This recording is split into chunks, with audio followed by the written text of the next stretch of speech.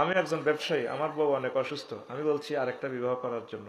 আমার বউ আমাকে কোরআন শপথ করাইছে, এখন আমি কি করবো? দূর, কোরআন শপথ করলে কি তুই কিচ্ছুই তো না, তুই বিয়ে করি গেলা। এটা সিটারি সিটারি করি গেলা, কোনো অসুবিধা নেই, এই অসুস্থ এত কি জিনা করবো না হুজুর। আমি তারপরে সকল বিধবা নারী ও একজন বিধবা নারী পছন্দ করি, এটা মা বাবা মেনে নিচ্ছে না, আমি কি পালিয়ে গিয়ে বিয়ে করতে পারবো? মা বাবা মানার কিছুই নেই, তোর যদি তৌফিক থাকে তুই বিয়ে করবি।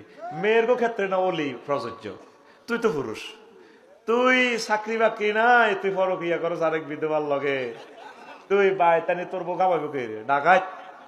আর হিতির যদি বিয়ে করতে ইচ্ছাস, তুই তো একটা যুবক, বিধবারে কবি ম্যাডাম আমি আরেকটা বিয়ে করব, একসাথে করব, কুমার একটা করব, আপনাকে একটা করব, চাষটা রাজিও নিয়ে দিয়ে তোর বিধবার লাগে তো ওরা নড়ে।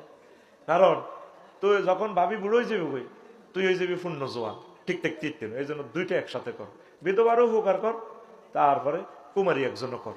বাড়িতে তোর জায়গায় দিত না তোর মা বাপে, কথা বুঝতি, বাড়ি হারাম আর কি তোর। তবে বিধবাকে বিয়ে করে এটা ভালো জিনিস, ভবিষ্যৎ চিন্তা করিয়েন। বিধবা যে আইব পরে তো আমরা আটকাইব, আর বিধবা বোনে যদি ওইভাবে বলে যে আপনি আরেকটা বিয়ে করেন, কোনো অসুবিধা নেই। আল্লাহ আমাদের সমাজকে সুন্দর রাখুক। ঘন ঘন স্বপ্নদোষ হয়, ডাক্তার দেখিয়েছি, কিছুই হয় না, এখন করণীয় কি হুজুর? ইমাম মুয়াজ্জিনের কাছে মেয়ে বিবাহ দিতে চায় না কেন হুজুর? এখন আপনি বিয়ে শাদী করে ফেলবেন ইনশাল্লাহ, যদি তৌফিক থাকে।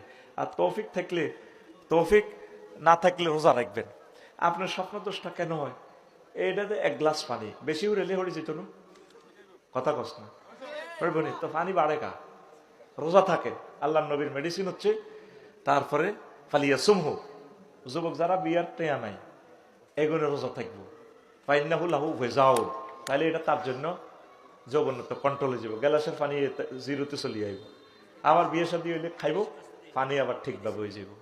তুই ফ্রেঞ্চ ফ্রাই খাস, চিকেন ফ্রাই খাস, চিকেন চপ খাস, মশালা খাস, গরু খাস, তোর স্বপ্ন দোষ ক্ষেত্রে কি তুই